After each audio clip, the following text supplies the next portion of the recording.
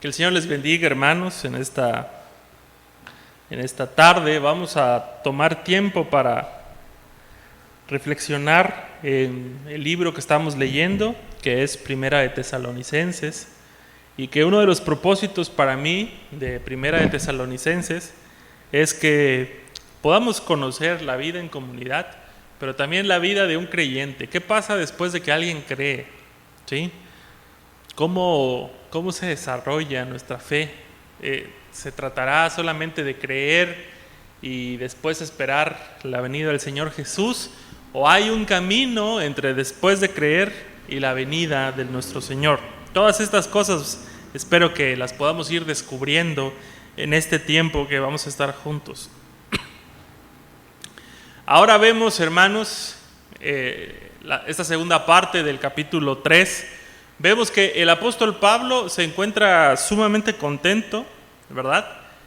Recuerden ustedes que la primera vez que llegó a Tesalónica pudo estar apenas unos cuantos meses, tal vez 3 meses como máximo, y después tuvo que salir corriendo de Tesalónica porque las personas que se le oponían buscaban su muerte. Así que dejó a estos hermanos de Tesalónica, los dejó sin manera, ¿verdad?, de cómo hablar con ellos.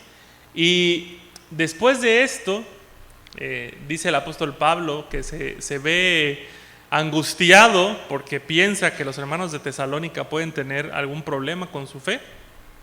Manda a Timoteo y después Timoteo regresa con noticias de los de Tesalónica.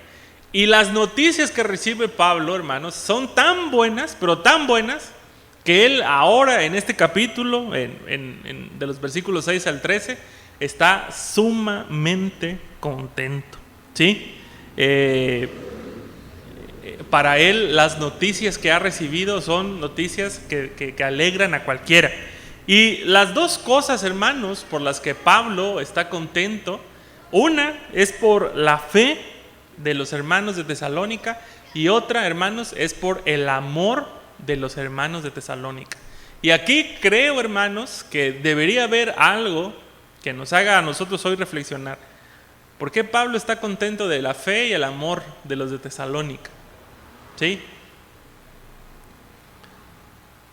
¿Por qué no dijo de su generosidad, por ejemplo? ¿De cuánto dinero dan? ¿Por qué Pablo no dijo estoy contento por cómo tienen su templo adornado, ¿verdad? O estoy contento por cuántos miembros son? Porque, hermanos, ya en breve vamos a tener nuestras próximas asambleas, ¿verdad? Ya faltan unos cuantos meses, en enero, si Dios lo permite. Y ahí vamos a estar todas las iglesias de la denominación, ¿verdad? ¿Y qué vamos a oír, hermanos? Números, ¿verdad? La iglesia tal, tantos miembros este año y tanta ofrenda. Pero Pablo no está pidiendo ni números, ni ofrendas, ni nada por el estilo, que son como los parámetros que nosotros ocupamos, ¿verdad? O Pablo no está diciendo me alegro, ¿verdad?, por la construcción que le hicieron a su nuevo templo, el mezanini que le construyeron. No, Pablo está dando gracias a Dios por la fe y el amor. Por una parte, hermanos, está esta palabra fe, que normalmente nosotros ocupamos la fe de alguien para saber como para decir qué tan resistente es, hermanos, ¿sí? Si una persona se enferma y ora un montón por sanarse, entonces nosotros vamos a decir esa persona es de fe. A veces también utilizamos la palabra fe como un sinónimo de cuántas veces va al templo una persona. Si viene el martes, los 2 cultos del domingo, pues vamos a decir que es una persona de fe. Pero el apóstol Pablo, hermanos, y buena parte del Nuevo Testamento no tiene nada que ver con esto. Ya les he comentado en algunas ocasiones, ¿verdad?, que la fe, hermanos, para la Biblia, para el Nuevo Testamento en particular, pero también para el Antiguo Testamento, no se trata de un proceso mecánico aquí en la cabeza, hermanos, ¿sí? Si les hiciera hoy un examen de doctrina, hermanos, a ustedes, no estaría yo examinando la fe de ustedes. o al menos no la fe desde la perspectiva bíblica. ¿Habrá alguno de nosotros, hermanos, que pueda debatir sobre la doctrina de nuestra iglesia?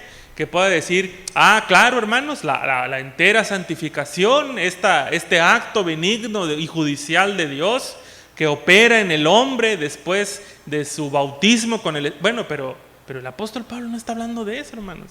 Qué bueno que alguno de nosotros se interese por doctrinas de la iglesia, ¿verdad? Y que pueda defender sus doctrinas. Pero el apóstol Pablo no está hablando de eso. Para el Nuevo Testamento, hermanos, la fe es la forma en la que nosotros vivimos. Se los voy a volver a decir. La fe, hermanos, es la forma en la que nosotros vivimos.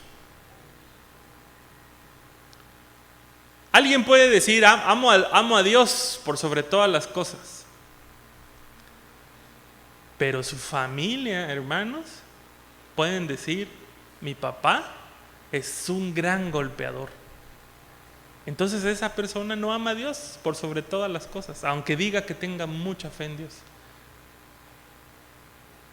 La fe, hermanos, es una conexión entre lo que se piensa y lo que se dice con lo que se hace.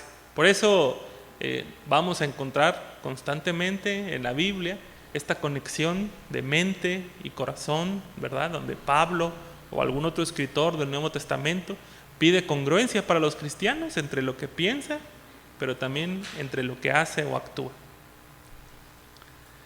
Me ha tocado ver a personas, hermanos, que tal vez podríamos decir que no tienen tan desarrollado la parte doctrinal, pero que su fe, hermanos, la viven de manera intachable, hermanos, intachable. Les he comentado, ¿verdad?, que en alguna ocasión, platicando con la hermana Adelita, la esposa de nuestro difunto hermano Abel, pues yo intentaba darle ánimos, ¿verdad?, porque la situación se veía crítica. Y la hermana Adelita, así, con mucho aplomo, ¿verdad?, con mucha entereza, me dijo, yo lo único que le pido al Señor es que Abel no reniegue de su fe ahorita, dice. Así me dijo la hermana. Cualquiera de nosotros que tenga a un familiar al borde de la muerte, seguramente va a decir, lo único que le pido a Dios es que lo levante, que lo sane. Pero la hermana me hablaba de algo que era congruente con su fe. Porque sabemos que en esta vida, hermanos, no se va a terminar nuestra vida para los que tenemos confianza en Jesucristo. Y su manera de interceder por su esposo iba más allá de simplemente algo para ella. Pido que Abel no reniegue del Señor en estos últimos momentos, porque va a ser, decía ella, muy triste, ¿verdad?, que vivió toda su vida en el templo y en los últimos instantes flaqueó su fe. Y me puse a pensar, ¿verdad?, a examinar mi fe y ver si mi fe es congruente con lo que pienso. Así que el apóstol Pablo ha visto en la fe de estos tesalonicenses suficiente como para sentirse contento. Pero junto con la fe, hermanos, junto con la fe está el amor, ¿sí? Por eso hice la mención ahorita de las personas que dicen amar a Dios, porque algo que caracteriza a nuestra fe como cristianos es que lo que nos mueve a actuar, hermanos, es el amor. Muchos rehuimos y acabo de leer una cita que me hizo ver de cuerpo entero, ¿verdad?, a una parte de la cristiandad. Y decía esta cita, si no te puedes mover como cristiano por el amor de Cristo, muévete por el castigo al infierno. Y yo pensaba, no puede ser eso. No puede ser eso, porque Cristo hubiera puesto dentro de sus enseñanzas el miedo. Pero eso es algo que nosotros los cristianos hemos intentado inculcar después. Hermanos, lo que tiene que mover a una comunidad cristiana hacia adelante es el amor. Primero, la comunidad cristiana en su fe tiene que entender que somos salvos por el amor de Cristo. Amén. Nos ha amado, lo veíamos hoy temprano, nos ha amado desde la eternidad. Y desde la eternidad ha trazado un plan para nosotros. Ese es lo primero, primer punto, su amor. Pero Cristo dice que para que el mundo sepa, hermanos, que aquí, en esta calle y en este edificio, se reúne una iglesia cristiana, el Señor Jesús dice, tienen que amarse unos a otros como yo los he amado a ustedes.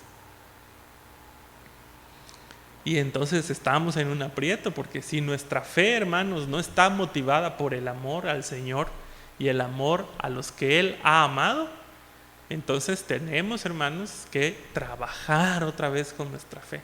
Pedirle al Señor que nos ayude a buscar una disciplina en la cual nosotros, hermanos, podamos demostrarle a los otros hermanos de la iglesia que les amamos como Cristo nos ha amado. ¿Ustedes dan gracias, amor, a Dios, hermanos, por la fe y el amor de su comunidad? ¿Se han sentido amados por la comunidad? Yo espero que sí. Y si no, hermanos, les ofrezco una disculpa de antemano porque no se han sentido amados por la comunidad, pero los invito a que nos amemos de tal manera que nadie se vuelva a sentir como usted se ha sentido. En ocasiones, hermanos, parece que estamos en nuestra comunidad, en nuestra iglesia, porque no tenemos de otra. Así parece, no digo que eso sea la verdad, pero así parece. Como que pensamos, si tuviera yo un poco más de dinero, a lo mejor me iría a una iglesia en Tuxtla, ¿no? Allá en la ciudad de Tuxtla, ¿verdad? Acaban de hacer un auditorio muy bonito, hermanos, muy bonito. Y es un auditorio que sirve para una iglesia, ¿sí? Y yo no he ido, pero lo que he visto por los videos que ellos transmiten, es un auditorio de primer nivel. Tiene un buen escenario, tiene buenas luces, seguramente tiene un buen audio, tienen buenos músicos. ¿Y qué creen, hermanos? ¿Cómo creen que está la asistencia los domingos allá? ¿Qué me dicen? Está lleno. Lleno. Tienen estacionamiento, ¿verdad? Tienen una persona que les dice por aquí. Algunas personas que yo conozco y que sé que iban a otra iglesia, ahora los he visto, ¿verdad? Que van a esta iglesia nueva. Y me pregunto, hermanos, y digo, bueno, si los hermanos de Berriozábal tuvieran la posibilidad, ¿se irían? ¿Qué pasaría con los hermanos de Berriozábal? ¿Se irían? Si alguien les dijera, vamos a rentar un camión de la iglesia de allá y los vamos a pasar a traer, ¿se irían?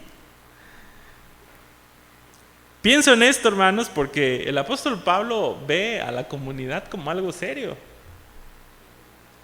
Ve a la comunidad como algo serio.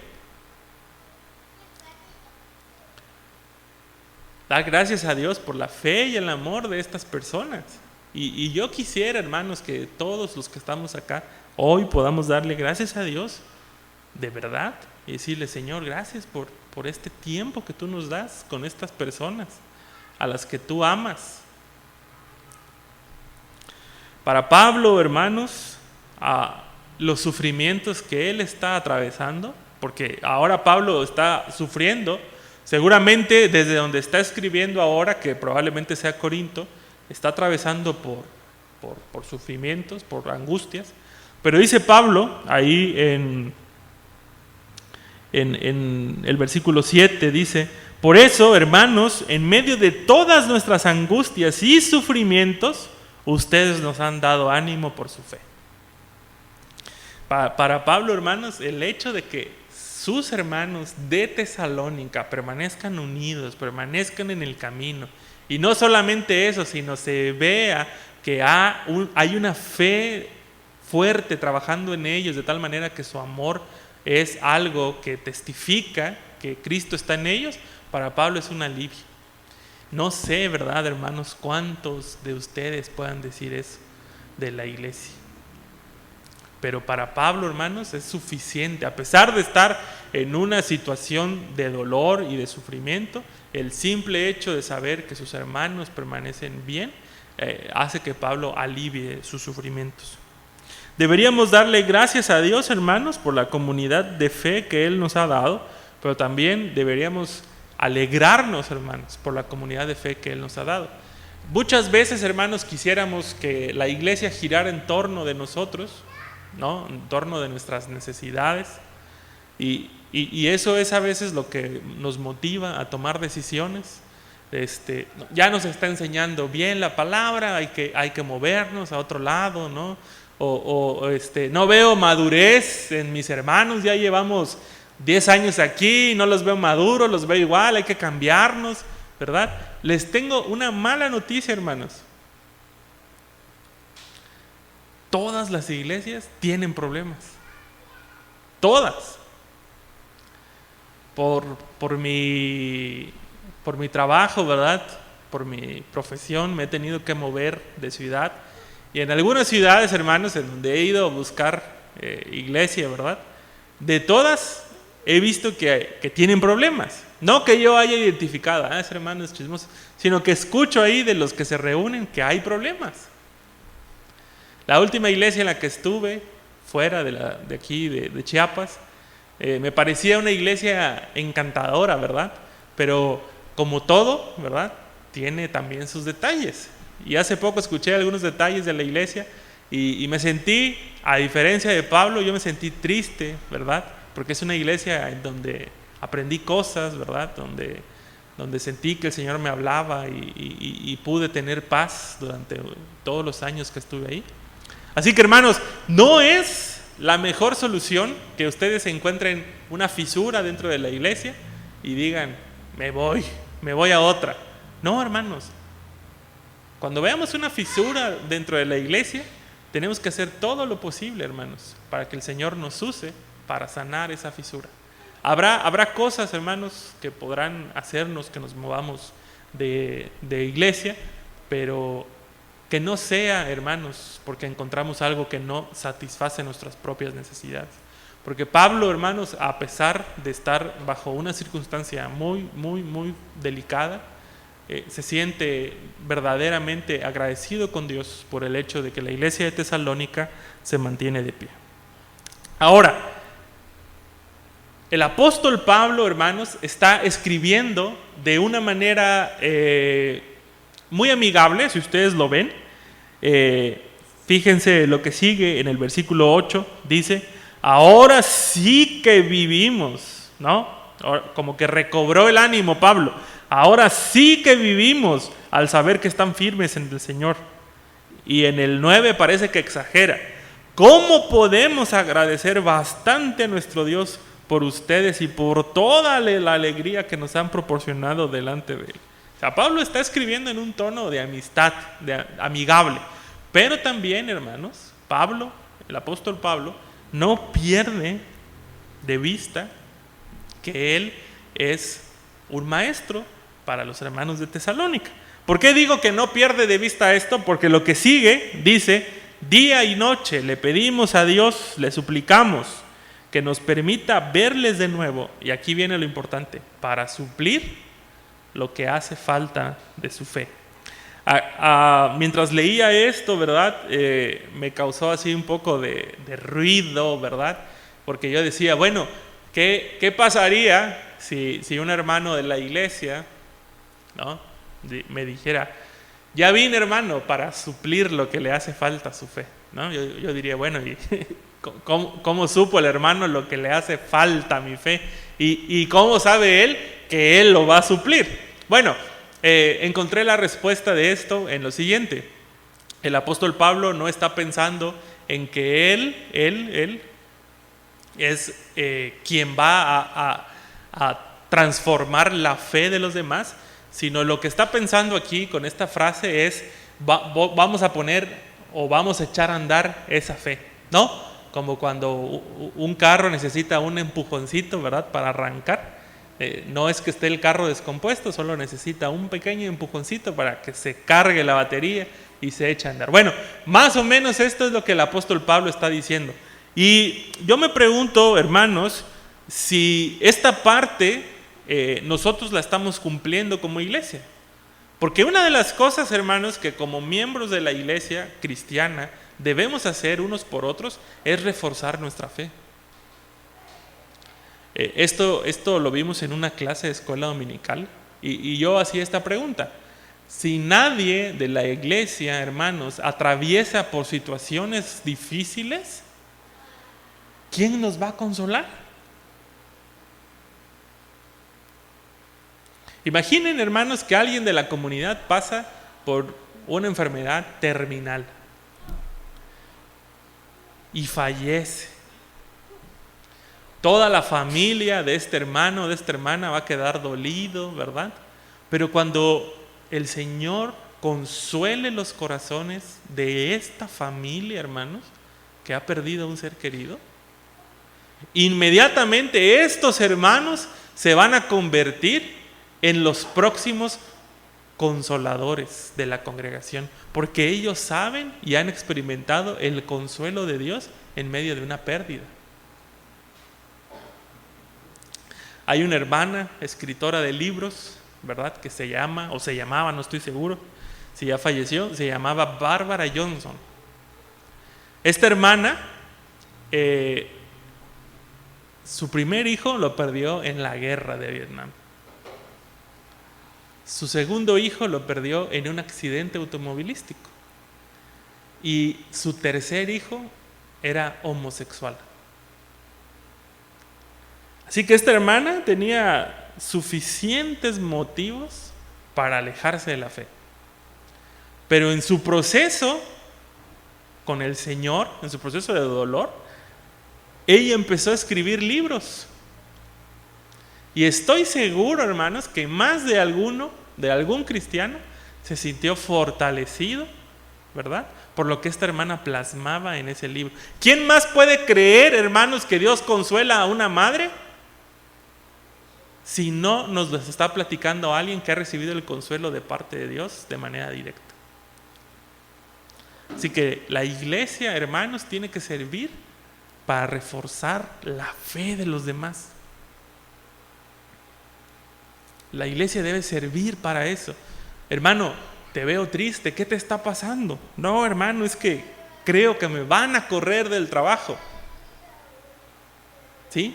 Y por aquí en la iglesia seguramente, hermanos, debe haber alguien que ha experimentado algo similar. Entonces, si yo no lo puedo consolar, puedo ir y buscar a un hermano que haya pasado por algo similar y decir, hermano, mira, me gustaría que habláramos con el hermano fulano de tal, porque se siente un poco ansioso de perder su trabajo.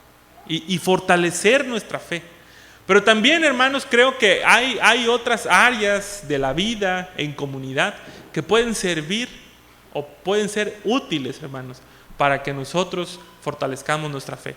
Una de ellas, hermano, y es así como se ha concebido la iglesia, la vida cristiana, un grupo de investigadores cristianos que se llama el grupo Barna, así se llaman, han hecho investigaciones a lo largo de la historia de la iglesia y han descubierto, hermanos, lo siguiente. En la década de los 80 y de los 90 se pensó en una forma de equipar a la iglesia como si fuera esto una producción en serie, ¿no? Como cuando se construyen los carros, que hay una persona que le va poniendo la puerta y el que sigue, la puerta, el que sigue. Así se pensó a la iglesia. Venir una clase, la que sigue, una clase, la que sigue, ahora sirve, ahora haz esto, ahora haz lo otro. Y el grupo Barna descubrió, hermanos, que esto, lo único que provocó en las iglesias son iglesias de activistas, hermanos. Por eso las iglesias que crecieron mucho en la década de los 80 y los 90, muchas cayeron de manera estrepitosa, hermanos. Porque solamente habían aprendido a hacer cosas. Y pensemos ahora en nosotros. Hay veces que solamente hemos aprendido a hacer cosas, hermanos. La vida cristiana, hermanos, ha sido concebida para ser una vida del camino, de acompañamiento. Hermanos, esta forma de transmitir información, yo estoy parado y ustedes me escuchan, no es la forma en la que Cristo transmitía la información. Cristo iba con sus discípulos caminando y de repente Cristo decía, miren las aves del cielo, como vuestro Padre Celestial se acuerda de ellos, y les enseñaba algo en ese momento. O les decía, miren la semilla de mostaza, es tan pequeña y cuando es grande cuando ya florece llega a ser la más grande de las hortalizas. Era algo de acompañamiento, hermanos. Y los discípulos tenían la cercanía, ¿verdad?, de poder ir con el Señor Jesús y decirle, Señor Jesús, ¿qué es lo que quisiste decir? La iglesia primitiva también cuenta lo mismo. Ustedes recordarán esta historia de Felipe. Dice que el Espíritu se lo llevó y se lo llevó a la orilla del camino. Y Felipe ve a una persona que va en un carruaje y va leyendo la Biblia y le pregunta, ¿entiendes lo que lees? Y él dice, no entiendo nada, ¿cómo voy a entender si nadie me lo explica? Y Felipe se sube al carruaje y le va explicando lo que está leyendo. Así es la vida cristiana, hermanos. Una vida de acompañamiento. Que si algún hermano o hermana está atravesando por un bache espiritual, nosotros tengamos la capacidad de acercarnos y decirle, hermano, te ayudo. Yo ya pasé por eso, déjame ayudarte. Por eso insisto constantemente, hermanos, que preguntemos cuando una persona no viene al templo. Ayer estaba platicando con una joven nueva, yo no la conozco, ni es conocida de nadie de ustedes, creo.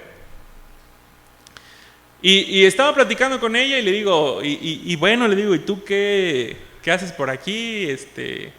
¿Cómo llegaste a la iglesia? Y me dice, desde pequeña, mis papás iban a una iglesia en Tuxtla, pero ya no les interesó mucho y dejaron de llegar. Y dice, hace un mes, más o menos un mes, estaba yo pensando y decía, ¿cómo me gustaba esa época en la que iba yo a la iglesia? Y estuve pensando y pensando en cómo me gustaba y en cómo tenía yo comunión con Dios cuando iba a la iglesia. Y un sábado, dice, vino Hugo, un joven de aquí de la iglesia, y me dijo, ¿no quieres ir a la iglesia? Y dice, y sentí ¿cómo me dijo ella? Esta coincidencia. Y verdad, hermanos, que los que estamos aquí sabemos que no es una coincidencia eso que pasó. Es el Espíritu Santo guiando. Así se ve el Espíritu Santo guiando a la gente, hermanos. Alguien de nosotros podría decir, pero Hugo está pequeño, es un adolescente, ¿qué sabe él de evangelizar? Bueno, hermanos, porque el Espíritu Santo no le pide permiso a nadie. El Espíritu Santo no revisa nuestros antecedentes eclesiásticos. Va al templo, no va al templo, llega, no. Quien se deja guiar por el Espíritu Santo, hermanos, es capaz de fortalecer la fe de alguien. Y esta muchacha es el segundo sábado que está aquí con nosotros en la iglesia y me dice, me siento muy bien, me gusta un montón y ojalá mis papás puedan llegar. Imagínense, hermanos, de alguien que una vez se le ocurrió decirle a su amigo o a su amiga, ¿no quieres ir al templo? Yo no sé, ¿verdad? Si se hace esto siempre, ¿verdad? Con los muchachos, pero a este chico se le ocurrió. Por eso, hermanos, nosotros debemos dejarnos mover por el Espíritu Santo cuando nos pida que hagamos algo. No es casualidad que el Señor de repente ponga en nuestra cabeza nombres de personas. Cuando alguno de ustedes me dice, ¿no sería bueno ir a ver? Yo digo, sí sería bueno, porque si a usted se le ocurrió, es porque el Espíritu Santo se lo puso en la mente de ir. Y tenemos que ser obedientes, hermanos, porque a nosotros no nos mueve nuestra propia fe, como vimos, nuestra propia sabiduría, como vimos en 1 Corintios. A nosotros nos mueve la sabiduría que viene de lo alto. Y esa sabiduría que viene de lo alto es el Espíritu Santo. Por eso pienso, hermanos, hermanas, que los pastores y líderes de la iglesia no deberíamos ser distantes de los hermanos.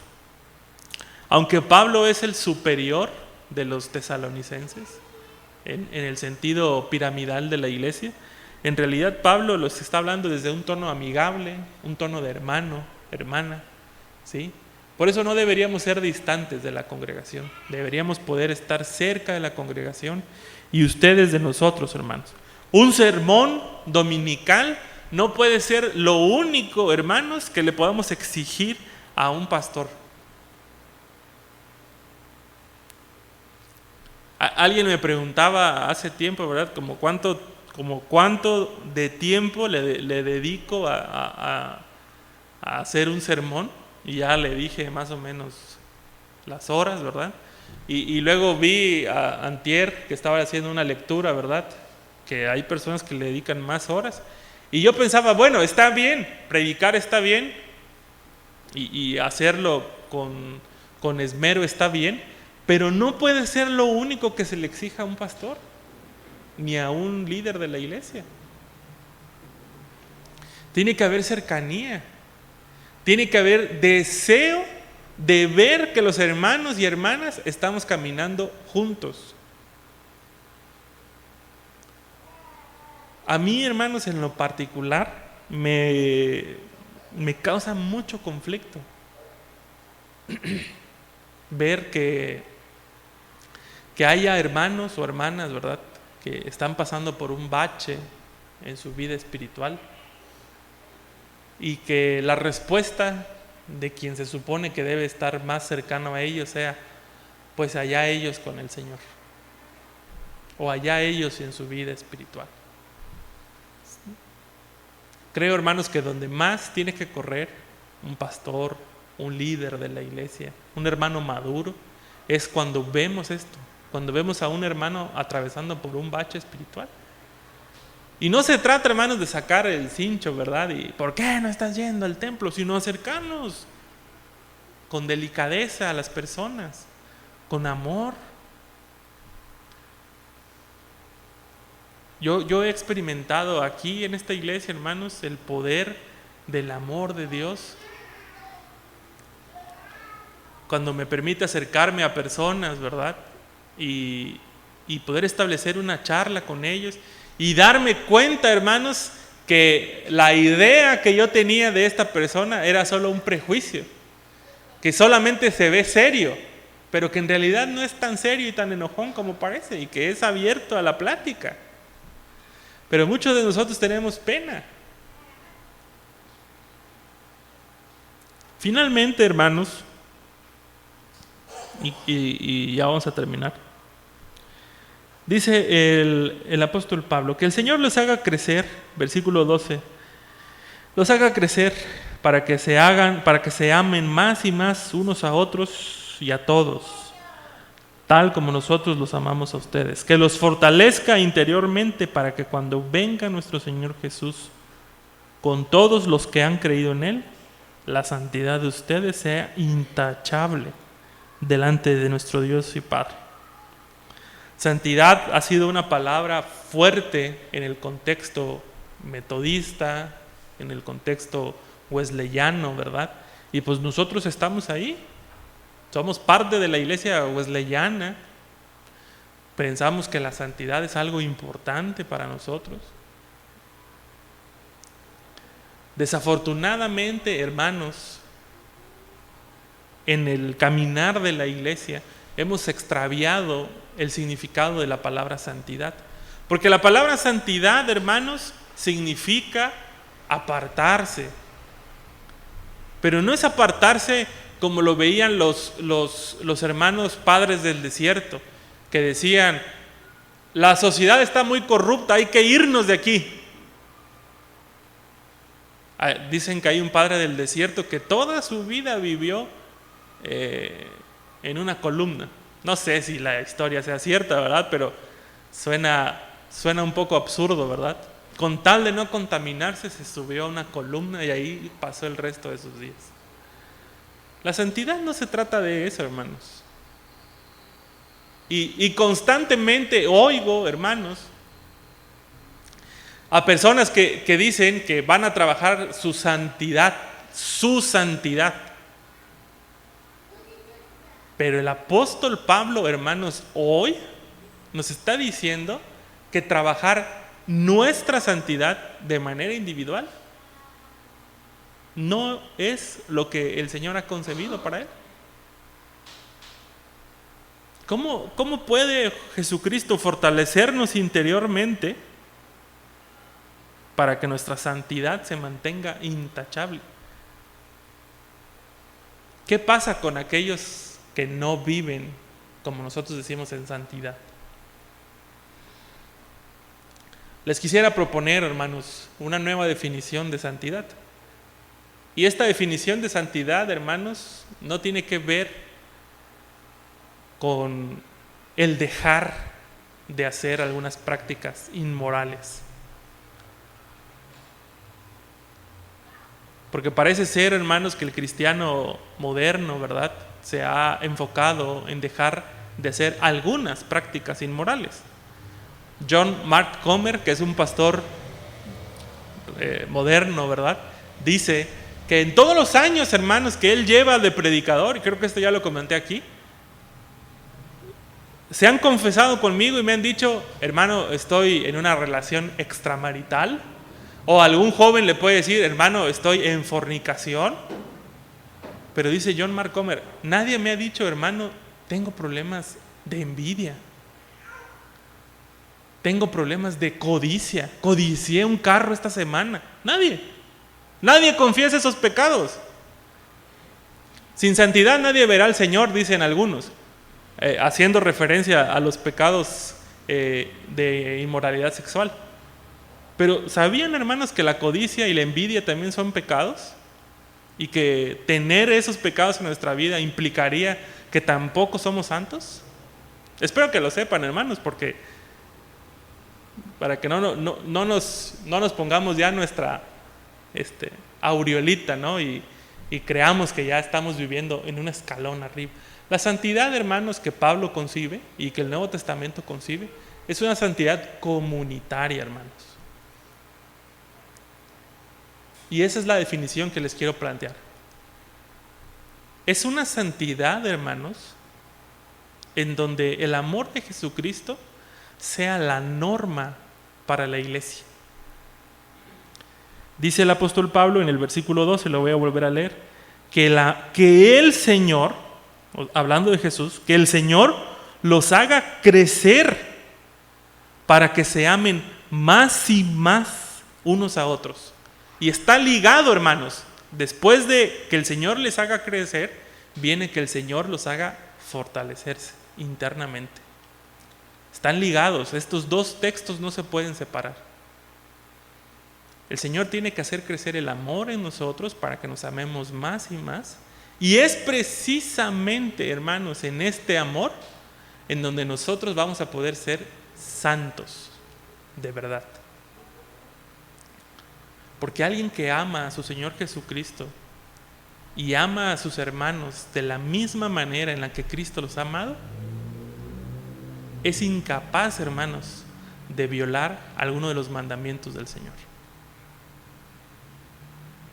¿Qué les parece, hermanos, si hoy nos liberamos un poco, ¿verdad?, de esta tensión que nos hemos puesto sobre nuestros hombros para intentar vencer el pecado, ¿verdad? Y es que yo no puedo dejar de mentir, me voy a poner una pulserita que dé toques cuando mienta. ¿Por qué mejor, hermanos, no le pedimos al Señor: fortalece mi corazón y haz crecer tu amor más y más en mí? Dos cosas: fortalece mi corazón y haz crecer más tu amor en mí. Hermanos, cuando amemos a Cristo Jesús de la misma manera, con la misma intensidad con la que Él nos ha amado, y amemos a nuestros hermanos como Cristo amó a la iglesia, en ese momento, hermanos, vamos a empezar a notar cómo nuestra vida, hermanos, empieza a parecerse más a la vida santa de Cristo Jesús.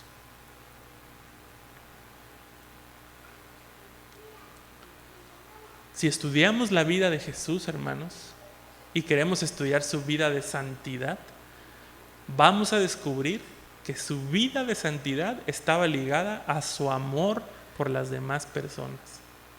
Una vida santa, desde el punto de vista de los fariseos, hermanos, implicaba que no tuviera contacto ni cercanía con las mujeres y menos con las mujeres pecadoras. Y la vida santa de Jesús, hermanos, permitió que se acercara a la mujer samaritana y le pudiera abrir los ojos en el pozo, de tal manera que la mujer samaritana pudiera ir y decir: ese hombre que está ahí es Cristo. Y al Señor Jesús no le pasó nada en su vida espiritual ni en su relación con el Padre. Que el Señor Jesús, hermanos, hoy permita que nuestras manos puedan mancharse, ¿verdad? Porque estamos amando a nuestra congregación. Que la santidad del Señor Jesús, hermanos, se nos pegue a nosotros, ¿verdad? A través de su amor. Quiero terminar con este versículo que tiene el Señor Jesús para sus discípulos mientras Él se separa, ¿verdad? Está en Juan capítulo 15, verso 13, y dice el Señor Jesús: nadie tiene más amor, o nadie tiene amor más grande que quien da la vida por sus amigos. Cristo Jesús ha demostrado el tope del amor, hermanos, al dar su vida por sus amigos. Y yo creo, hermanos, que Pablo seguía al pie de la letra a su Señor, porque consideraba a los hermanos de Tesalónica como sus amigos. Sí los consideraba parte de la iglesia, pero también los consideraba sus amigos. Y estaba contento, estaba feliz, porque el amor de ellos había crecido más y más. Nadie puede ser santo, hermanos, si no ama a los demás. Nadie va a poder participar de la santidad de nuestro Dios en su segunda venida, que es lo que el apóstol Pablo plantea, si no ha amado a los demás. Nos podemos engañar a nosotros mismos, hermanos, diciendo que ya cumplimos todas las reglas, como el joven rico, pero si nosotros no hemos amado como Cristo nos ha amado a nosotros, seguramente es eso nada más, hermanos, un engaño. ¿Cómo podemos ser hallados irreprensibles e intachables, hermanos, en la segunda venida de Cristo? Que esta sea nuestra pregunta hoy. ¿Cómo voy a ser hallado irreprensible o intachable en la segunda vida de Cristo, en la segunda venida de Cristo? Me parece, hermanos, que la historia de la Iglesia Universal nos deja a nosotros hoy aquí en Berriozábal una buena historia, algo que aprender. ¿Qué ven en Cristo Jesús los misioneros que están en Vietnam, los misioneros que están en el Líbano, los misioneros que están en Turquía? ¿Qué ven en Cristo? Como para que vayan hasta el otro lado del mundo, ¿verdad? A predicarle a personas que no son de su misma raza, de su mismo pueblo, arriesgar la vida por ellos. ¿Qué vemos nosotros en Cristo, hermanos, para que a veces no querramos ni siquiera otorgar el perdón a las personas que nos han ofendido dentro de la iglesia? ¿Serán mejores cristianos los misioneros que nosotros, hermano? Esta oración final, hermanos, versículos 12 y 13, los podemos leer aquí en la iglesia como hermanos, pero también se los podemos leer a nuestros hijos. ¿Qué les parece si empezamos y cambiamos un poco la audiencia? Que estos versículos somos nosotros como padres hablando a nuestros hijos. Que el Señor les haga crecer para que se amen más y más unos a otros, de tal manera como nosotros los amamos a ustedes. Que los fortalezca interiormente, para que cuando venga nuestro Señor Jesucristo, con todos los santos que han creído en Él, la santidad de ustedes sea intachable delante de nuestro Dios y Padre. Cuando cambiamos el sentido de la oración y ya no vemos a Pablo, sino a nosotros hablándole a nuestros hijos, hermanos, nos damos cuenta del profundo amor que tenía Pablo para los hermanos de Tesalónica. Yo deseo eso para ustedes, hermanos, y deseo que ustedes quieran eso para mí.